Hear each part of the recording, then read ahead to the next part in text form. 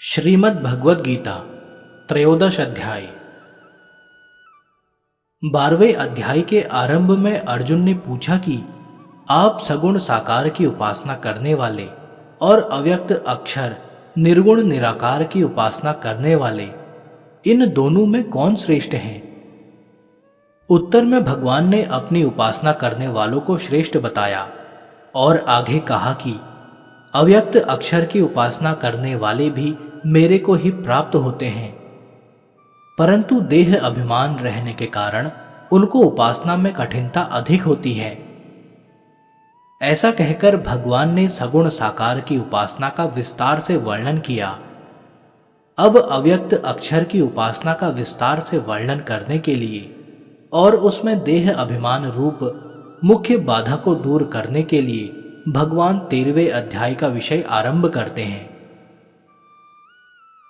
सबसे पहले भगवान क्षेत्र और क्षेत्रज्ञ के विवेक का प्रकरण आरंभ करते हैं। श्री भगवान बोले, हे कुंती पुत्र अर्जुन, यह रूप से कहे जाने वाले शरीर को क्षेत्र इस नाम से कहते हैं और इस क्षेत्र को जो जानता है उसको ज्ञानी लोग क्षेत्रज्ञ इस नाम से कहते हैं। उस क्षेत्रज्ञ का स्वरूप क्या है, इसको आगे के श्लोक में बताते हैं। हे भरत वंशोद्भव अर्जुन, तू संपूर्ण क्षेत्रों में क्षेत्रज्ञ मुझे ही समझ और क्षेत्र क्षेत्रज्ञ का जो ज्ञान है वही मेरे मत में ज्ञान है। पूर्व श्लोक में क्षेत्र और क्षेत्रज्ञ के नाम को ही अपने मत में ज्ञान बताकर अब भगवान क्षेत्र और क्षेत्रज्ञ के विभाग को सुनने की आज्ञा देते हैं। वह क्षेत्र जो है और जैसा है तथा जिन विकारों वाला है और जिससे जो पैदा हुआ है, तथा वह क्षेत्रज्ञ भी जो है और जिस प्रभाव वाला है, वह सब संक्षेप में मुझसे सुन। पूर्व श्लोक में जिसको संक्षेप से सुनने के लिए कहा गया है उसका विस्तार से वर्णन कहां हुआ है, इसको आगे के श्लोक में बताते हैं। यह क्षेत्र क्षेत्रज्ञ का तत्व ऋषियों के द्वारा बहुत विस्तार से कहा गया है तथा वेदों के ऋचाओं द्वारा बहुत प्रकार से विभाग पूर्वक कहा गया है और युक्त युक्त एवं निश्चित किए हुए ब्रह्म सूत्र के पदों द्वारा भी कहा गया है। तीसरे श्लोक में क्षेत्र क्षेत्रज्ञ के विषय में जिन 6 बातों को संक्षेप से सुनने की आज्ञा दी थी, उनमें से क्षेत्र की 2 बातों का अर्थात उसके स्वरूप और विकारों का वर्णन आगे के 2 श्लोकों में करते हैं। मूल प्रकृति और समष्टि बुद्धि, समष्टि अहंकार, 5 महाभूत और 10 इंद्रियां, 1 मन तथा 5 इंद्रियों के 5 विषय, यही 24 तत्वों वाला क्षेत्र है। इच्छा, द्वेष, सुख दुख, संघात यानी शरीर, चेतना यानी प्राण शक्ति और धृति, इन विकारों सहित यह क्षेत्र संक्षेप से कहा गया है। शरीर के साथ तादात्म्य कर लेने से ही इच्छा, द्वेष आदि विकार पैदा होते हैं और उन विकारों का स्वयं पर असर पड़ता है। इसलिए भगवान शरीर के साथ किए हुए तादात्म्य को मिटाने के लिए आवश्यक 20 साधनों का ज्ञान के नाम से आगे के 5 श्लोकों में वर्णन करते हैं।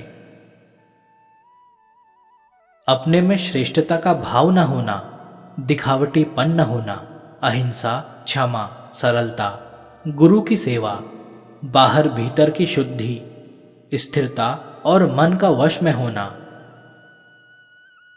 इंद्रियों के विषयों में वैराग्य का होना, अहंकार भी न होना और जन्म, मृत्यु, वृद्धावस्था तथा व्याधियों में दुख रूप दोषों को बार बार देखना,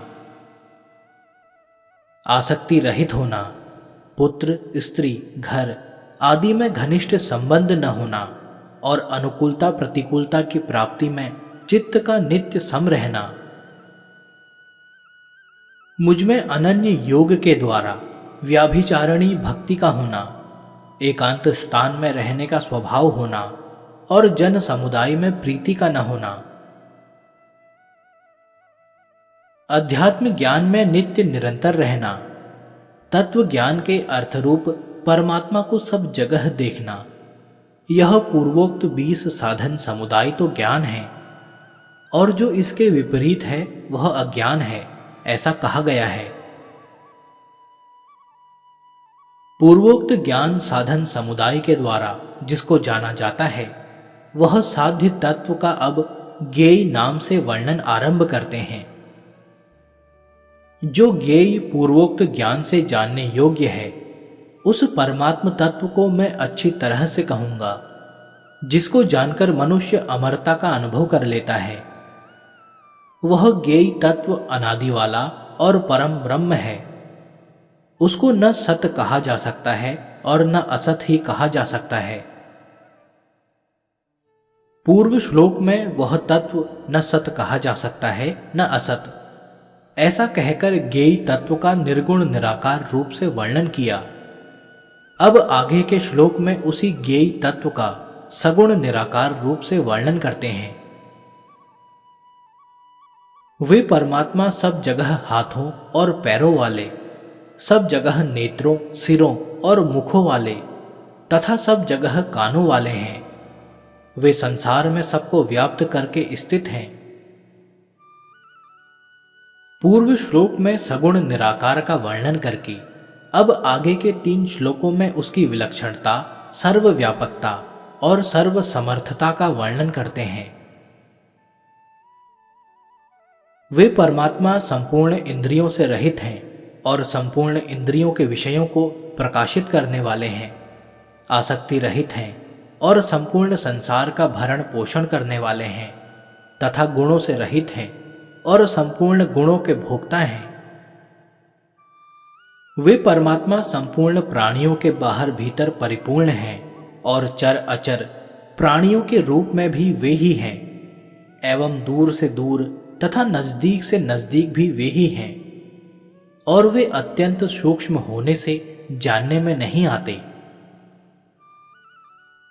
वे परमात्मा स्वयं विभाग रहित होते हुए भी संपूर्ण प्राणियों में विभक्ति की तरह स्थित हैं, और वे जानने योग्य परमात्मा ही संपूर्ण प्राणियों को उत्पन्न करने वाले तथा उनका भरण पोषण करने वाले और संहार करने वाले हैं। पूर्व श्लोक में भगवान ने ज्ञेय तत्व का आधार रूप से वर्णन किया। अब आगे के श्लोक में उसका प्रकाशक रूप से वर्णन करते हैं। वे परमात्मा संपूर्ण ज्योतियों के भी ज्योति और अज्ञान से अत्यंत परे कहे गए हैं। वे ज्ञान स्वरूप, जानने योग्य, ज्ञान से प्राप्त करने योग्य और सबके हृदय में विराजमान हैं। पहले श्लोक से 17वें श्लोक तक क्षेत्र, ज्ञान और ज्ञेय का जो वर्णन हुआ है, अब आगे के श्लोक में फल सहित उसका उपसंहार करते हैं। इस प्रकार क्षेत्र तथा ज्ञान और ज्ञेय को संक्षेप से कहा गया है। मेरा भक्त इसको तत्व से जानकर मेरे भाव को प्राप्त हो जाता है। इसी अध्याय के पहले और दूसरे श्लोक में जिस क्षेत्र और क्षेत्रज्ञ का संक्षेप से वर्णन किया गया था, उसी का विस्तार से वर्णन करने के लिए आगे का प्रकरण आरंभ करते हैं। प्रकृति और पुरुष दोनों को ही तुम अनादि समझो और विकारों को तथा गुणों को भी प्रकृति से ही उत्पन्न समझो। कार्य और करण के द्वारा होने वाली क्रियाओं को उत्पन्न करने में प्रकृति हेतु कही जाती है और सुख दुखों के भोक्तापन में पुरुष हेतु कहा जाता है। पूर्व श्लोक में भगवान ने पुरुष को सुख दुख के भोगने में हेतु बताया। इस पर प्रश्न होता है कि कौन सा पुरुष सुख दुख का भोक्ता बनता है। इसका उत्तर अब भगवान आगे के श्लोक में देते हैं। प्रकृति में स्थित पुरुष अर्थात जीव ही प्रकृतिजन्य गुणों का भोक्ता बनता है और गुणों का संग ही इसके ऊंच नीच योनियों में जन्म लेने का कारण बनता है। 19वें, 20वें और 21वें श्लोक में प्रकृति और पुरुष का वर्णन हुआ है। अब आगे के श्लोक में पुरुष का विशेषता से वर्णन करते हैं। यह पुरुष शरीर के साथ संबंध रखने से उपदृष्टा, उसके साथ मिलकर सम्मति अनुमति देने से अनुमंता, अपने को उसका भरण पोषण करने वाला मानने से भरता, उसके संग से सुख दुख भोगने से भोगता और अपने को उसका स्वामी मानने से महेश्वर बन जाता है। परंतु स्वरूप से यह पुरुष परमात्मा इस नाम से कहा जाता है। यह इस देह में रहता हुआ भी देह से पर अर्थात सर्वथा संबंध रहित ही है। 19वें श्लोक से 22वें श्लोक तक प्रकृति और पुरुष का विवेचन करके अब आगे के श्लोक में उन दोनों को तत्व से जानने का फल बताते हैं। इस प्रकार पुरुष को और गुणों के सहित प्रकृति को जो मनुष्य अलग अलग जानता है, वह सब तरह का बर्ताव करता हुआ भी फिर जन्म नहीं लेता। पूर्व श्लोक में भगवान ने जन्म रहित होने में प्रकृति पुरुष को यथार्थ जानना कारण बताया। अब यह जिज्ञासा होती है कि क्या जन्म मरण से रहित होने का और भी कोई उपाय है? इस पर भगवान आगे के 2 श्लोकों में 4 साधन बताते हैं। कई मनुष्य ध्यान योग के द्वारा, कई सांख्य योग के द्वारा और कई कर्म योग के द्वारा अपने आप से अपने आप में परमात्म तत्व का अनुभव करते हैं। दूसरे मनुष्य इस प्रकार ध्यान योग, सांख्य योग, कर्म योग आदि साधनों को नहीं जानते, पर दूसरों से अर्थात जीवन मुक्त महापुरुषों से सुनकर ही उपासना करते हैं। ऐसे वे सुनने के अनुसार आचरण करने वाले मनुष्य भी मृत्यु को तर जाते हैं। पूर्व श्लोक में कहा गया कि श्रुति परायण साधक भी मृत्यु को तर जाते हैं। तो अब प्रश्न होता है कि जन्म मरण के होने में क्या कारण है? इसका उत्तर भगवान आगे के श्लोक में देते हैं। हे भरतवंशियों में श्रेष्ठ अर्जुन, स्थावर और जंगम जितने भी प्राणी पैदा होते हैं, उनको तुम क्षेत्र और क्षेत्रज्ञ के संयोग से उत्पन्न समझो। पूर्व श्लोक में भगवान ने बताया कि क्षेत्र अर्थात शरीर के साथ संबंध रखने से, उसकी तरफ दृष्टि रखने से यह पुरुष जन्म मरण में जाता है। तो अब प्रश्न होता है कि इस जन्म मरण के चक्कर से छूटने के लिए उसको क्या करना चाहिए? इसका उत्तर भगवान आगे के श्लोक में देते हैं। जो नष्ट होते हुए संपूर्ण प्राणियों में परमेश्वर को नाश रहित और समरूप से स्थित देखता है, वही वास्तव में सही देखता है। अब भगवान नष्ट होने वाले संपूर्ण प्राणियों में अविनाशी परमात्मा को देखने का फल बताते हैं। क्योंकि सब जगह समरूप से स्थित ईश्वर को समरूप से देखने वाला मनुष्य अपने आप से ही अपनी हिंसा नहीं करता, इसलिए वह परम गति को प्राप्त हो जाता है। इसी अध्याय के 26वें श्लोक में भगवान ने क्षेत्र क्षेत्रज्ञ के संयोग की बात बताई। इस संयोग से छूटने के 2 उपाय हैं।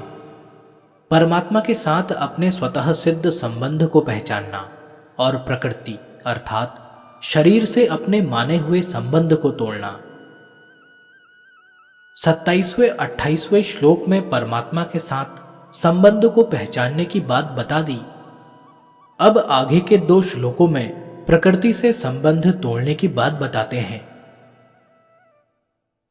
जो संपूर्ण क्रियाओं को सब प्रकार से प्रकृति के द्वारा ही की जाती हुई देखता है और अपने आप को अकर्ता देखता अर्थात अनुभव करता है, वही यथार्थ देखता है। जिस काल में साधक प्राणियों के अलग अलग भावों को एक प्रकृति में ही स्थित देखता है, और उस प्रकृति से ही उन सब का विस्तार देखता है, उस काल में वह ब्रह्म को प्राप्त हो जाता है। 22वें श्लोक में जिसको देह से पर बताया है और 30वें श्लोक में जिसका ब्रह्म को प्राप्त होना बताया है, वह पुरुष चेतन के वास्तविक स्वरूप का वर्णन आगे के श्लोक में करते हैं। हे कुंती नंदन, यह पुरुष स्वयं अनादि होने से और गुणों से रहित होने से अविनाशी परमात्म स्वरूप ही है। यह शरीर में रहता हुआ भी न करता है और न लिप्त होता है। पूर्व श्लोक में कहा गया कि वह पुरुष न करता है और न लिप्त होता है, तो अब प्रश्न होता है कि वह कैसे लिप्त नहीं होता और कैसे नहीं करता। इसका उत्तर आगे के श्लोक में देते हैं। जैसे सब जगह व्याप्त आकाश अत्यंत सूक्ष्म होने से कहीं भी लिप्त नहीं होता, ऐसे ही सब जगह परिपूर्ण आत्मा किसी भी देह में लिप्त नहीं होता। पूर्व श्लोक में भगवान ने आत्मा में भोक्तापन का अभाव बताया। अब आगे के श्लोक में आत्मा में कर्तव्य का अभाव बताते हैं। हे भरत वंशोद्भव अर्जुन, जैसे एक ही सूर्य इस संपूर्ण संसार को प्रकाशित करता है, ऐसे ही क्षेत्रज्ञ आत्मा संपूर्ण क्षेत्र को प्रकाशित करता है। अब भगवान क्षेत्र और क्षेत्रज्ञ के विभाग को जानने का फल बताते हुए प्रकरण का उपसंहार करते हैं। इस प्रकार जो ज्ञान रूपी नेत्रों से क्षेत्र और क्षेत्रज्ञ के विभाग को तथा कार्य कारण सहित प्रकृति से स्वयं को अलग जानते हैं, वे परमात्मा को प्राप्त हो जाते हैं।